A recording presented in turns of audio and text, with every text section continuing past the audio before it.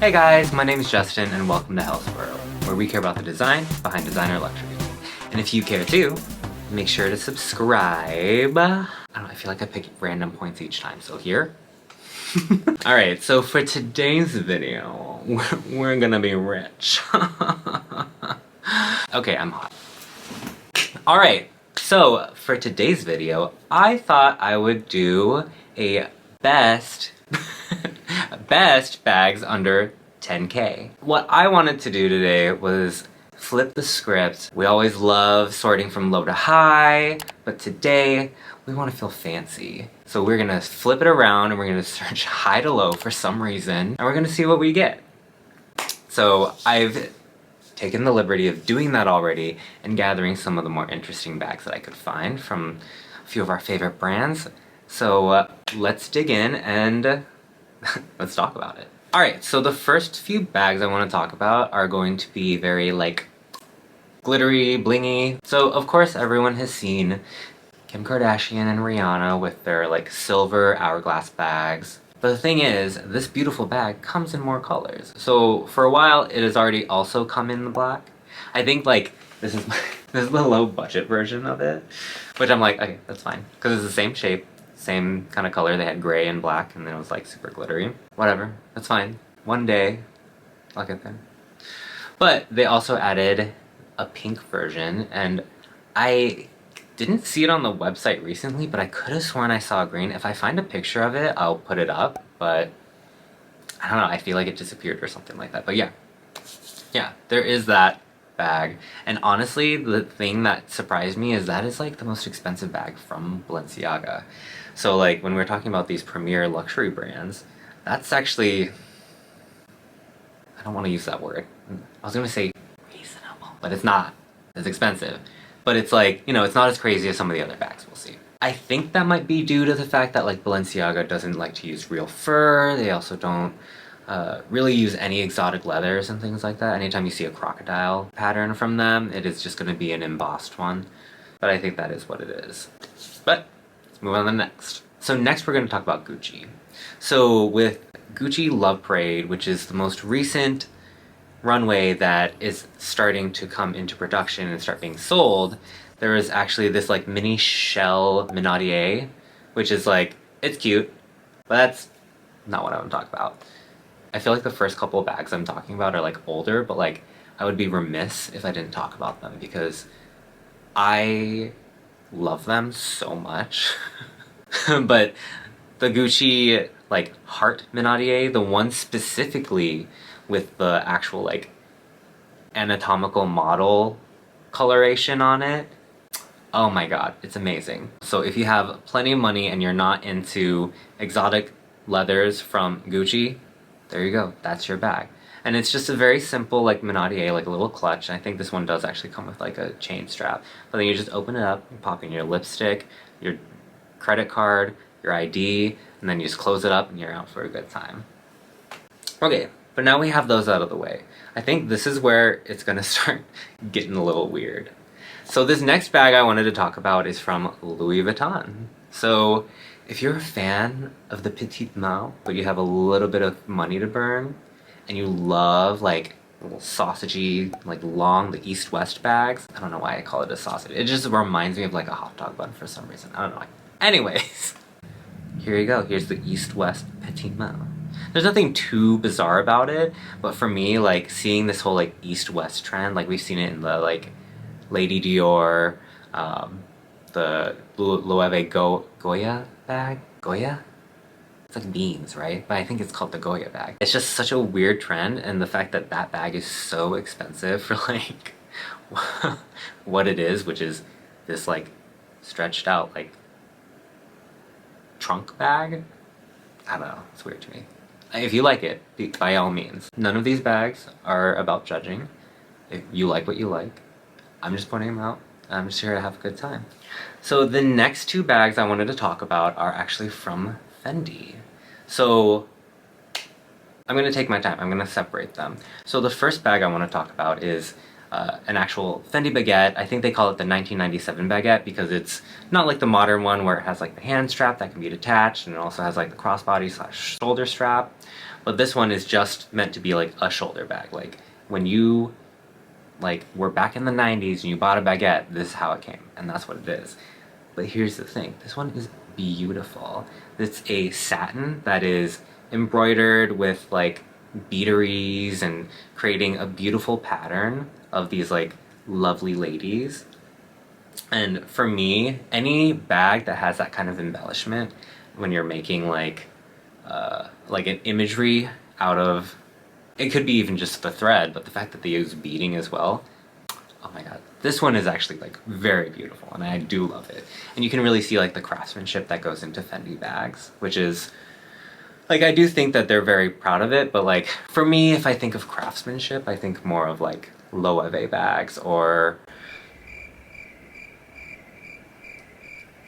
and then on the other side they have a Peekaboo that they call it, they say it's with inlay, but to me it looks like the marquetry technique, which if you know me at all, you know I love Loewe, and I love that they use marquetry on like so many different things, and not limited to the Studio Ghibli collaboration. But for me, they're creating again a beautiful print with these like lovely feminine figures, and I don't know, it's just like, well, first of all, can we acknowledge that like the price point on the Loewe marquetry pieces is much more friendly than the Fendi ones. So, but it's not, that's not what we're talking about today. Today we're rich. Oh. Alright. But no, I do think it is a beautiful, beautiful pattern that they've created out of like leather inlays. So that's gonna wrap it up for Fendi. Okay, next up I wanted to talk about two Loewe bags. I know, right? We were just talking about Loewe, why not continue? So the first one is interesting. It's actually, I think, part of a short series of these like structured bags, but it's the Architect bag, and it has like a letter attached to it.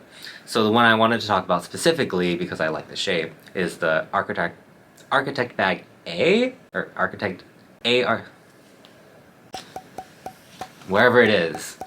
I guess it was an exercise in like how to turn a letter, like an alphabet letter, into a bag, and I think it's so interesting, and I do like the forms that all of them have taken. But then I think because they're so structured, that's what gives them like a bit of a more like a hefty price point. But then here's the crazy one. So this is called the Lantern bag, and I think the whole idea of it is that there's like, it's this beautiful structured bag. It is a very conventional bag shape. It's rectangular, and it does the whole like open thing, and then inside you see a bunch of like little pockets and interiors and all this doodads and whatever. But I think the idea of it is that it's a lantern bag. On the outside there's a little lantern, and I think there's like a place for batteries so that the bag lights up. Correct me if I'm wrong, but I've also never seen this bag outside of the Loewe page, so I could be like crazy, but like to me that is insane, but also like iconic behavior, that you're like creating this like insanely expensive bag to be like, oh yeah, let's give it the like children's sneakers treatment and put a little light on it. I mean, I'm a fan, and if I am rich, I am gonna let's move on. And then now we're going to wrap it up with Bottega Veneta. So these bags that I wanted to talk about are they're actually quite beautiful. I think they're very stylish and very charming. One of them is the Teen Double Knot with this like shearling in a black and white swirl pattern. It reminds me of, I did like an unboxing video from the Loewe Spirited Away collaboration. I'll link it up in the corner. But it reminds me of the blanket, which they call it like a printed fleece, but it actually looks like it was like tufted, like the individual colored fibers were tufted to create that pattern, and that's the treatment that that bag looks like that it has. And to me, if you have a bag that has like, you know, it's this well-known shape, right? But then to give it this kind of treatment where you're not only giving it an interesting material, but then you're adding that craftsmanship layer on top of it, oh my god, mwah, amazing. And you know, it still is like a functional, like, you know, people buy the normal version of the bag every day, so I think it's great if you can get that one. But then this next one, like, blows my mind, and I kind of don't understand it. So let's talk about it, you know? Let's talk about things we don't understand. Like love, religion, handbags. But this, okay, so this bag is called The Classic. Wow, stunning name, right? But then it looks like it's braided rope, like swirled together to create this shape of a handbag, and there's little tassels. But the thing is, this rope is actually made out of leather. So not only are you getting this like beautiful texture, this like rope-like, like woven-y-ish texture in a way, but the fact that it's leather, so you know that it does have this kind of heft, and it has a little bit of that, like, I don't know, you know when like you pick something up and it's a little heavier than you expect, and you're like, oh, this is fancy. That's like exactly the feeling that I get from this bag. And on top of that, it has tassels. Come on, it's like a little bit of fun flair for like an expensive bag. I don't know, but I do like it. And the fact that, at least the one that I have up is, it's called Lollipop. Oh my god. Bottega Veneta, the way they have with their colors and the names, iconic. Oh, love it. Crazy. Actually insane. But yeah, so I thought it would just be fun to pretend to be rich so that we could take a look at how the other side lives. Instead of doing the whole like low to high, we lived high to low. And then this is what we got. And I would say it's fine. For me personally, the price of the bag does not equal like the impact of the bag, right? Like, of course, a lot of the bags that I like, because they're vintage and they're limited, and I think it's hard to find ones necessarily in good condition. Those ones are pretty pricey, but then looking at these new bags, at hitting some of those prices, I'm like, yeah, I don't know if that's worth it. But I mean, you know, it's not my money that you have in your pocket, so do what you want with it. If you have the money and you like any of these bags, get it. Let me know. Do any of you guys have these bags? Do you like these bags, or do you think they're all stupid? I mean, I think like it's like 50-50. Some are great, some are... But, I don't know. Let me know. I love hearing from you guys. But yeah, that's all I have for you today. So if you like this video, please make sure to like and subscribe. It lets me know that you like this kind of content and that you too care about the design behind designer luxury.